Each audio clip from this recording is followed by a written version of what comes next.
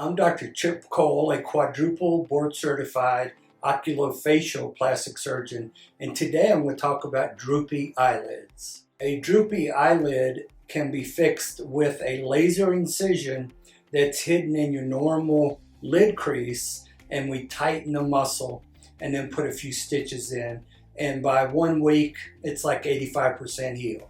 The concern for a droopy eyelid should be a child, because they're developing their visual system.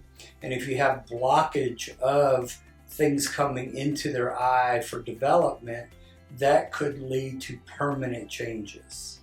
A droopy eyelid does not usually go away because it's a weakness of the muscle. However, if you have swelling in the eyelid from infection, insect bite, or something like that, that will go away, and that will make your droopiness go away permanently.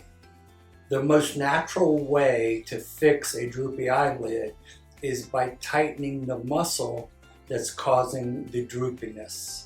You can use a medication to artificially stimulate the muscle, but that is not the natural way to repair it. Please make sure to subscribe. There are specific medical conditions that cause a droopy eyelid, and there is a range of genetic type conditions. One of them is blepharophimosis syndrome. Another condition is myasthenia gravis that people have heard of more. But those are all screened for when you evaluate somebody and talk about possibly repairing their droopy eyelid. A droopy eyelid cannot be permanently fixed without surgery. One thing that can be done is if you use a medication, it can stimulate the muscle to raise the eyelid a little bit.